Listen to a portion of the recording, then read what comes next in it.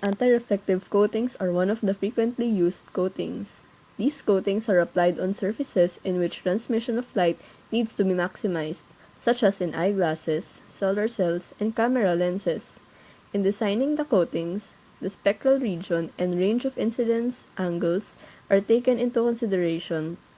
In eyeglasses, the transmittance in the visible region is usually maximized, while the transmission in the UV region is minimized to protect the eyes. There are several fabrication techniques in coating surfaces. My thesis will use thermal evaporation as a fabrication technique in coating surfaces, but the application is not fixed on anti-reflective coatings. This is an illustration of the vacuum chamber in which the coating process takes place. The chamber is evacuated to ensure good quality of thin films.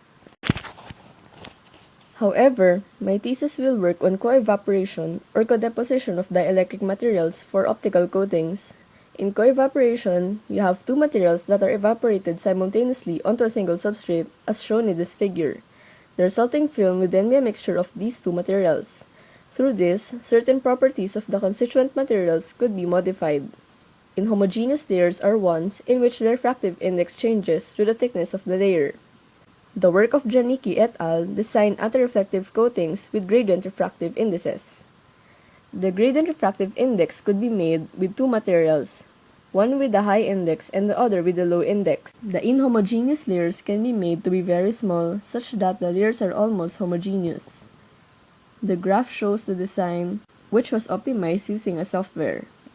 From their study, they discovered that this kind of design gives superior broadband anti-reflection compared to stock designs because of the reduced abrupt changes in the refractive index at the interfaces between the layers, causing reduced scatter losses. The formula here gives the refractive index of a mixture layer, wherein N sub H is the refractive index of the material with the high refractive index, and N sub L is that of the material with low index. The high and low index materials used in this study are niobium pentoxide and silicon dioxide respectively. Mu is the fraction of the high index material. The figure in the upper left shows the reflectance of the thinner and thicker design for the wavelengths 480 to 680 nanometers, as compared to the BK7 substrate without a coating. The low reflectance shows that the thin film was anti-reflecting for the target wavelengths, especially beyond around 550 nanometers. The figure in the right shows the comparison between the reflectance is slightly higher as compared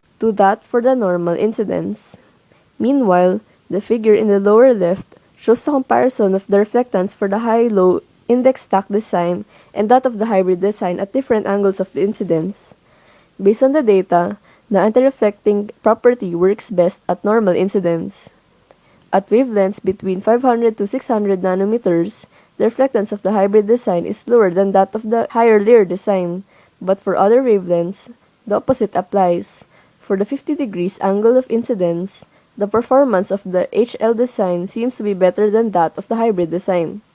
This can be attributed to errors in the fabrication, although the paper did not actually expound on these results. I don't have a specific objective as to what property of thin films I want to achieve for my thesis, but a novel thing I can do, to the best of my knowledge, is to try other material combinations for co-evaporation, using thermal evaporation as a fabrication technique. I will have to run several trials on the fabrication and try to observe any trends or relationships between several parameters, such as the thickness of material, the evaporation rates, and the optical properties of the thin film. These are the materials that are available to me in the laboratory. When I have a data on these trends, then maybe I can come up with a design aimed towards an application such as anti-reflective coatings. I will have to read on more applications too. This is a relevant patent to my work, which is an invention of a multiple nozzle thermal evaporation source. This invention was made to coat large surface areas, which is why it has multiple nozzles. This also aims to avoid excessive number of sensors and heating elements by feeding the nozzles from a single evaporation chamber. It also attempts to improve coating performance by using tapered nozzles to reduce thermal gradients along them. This invention also uses a heat shielding to reduce radioactive heat losses.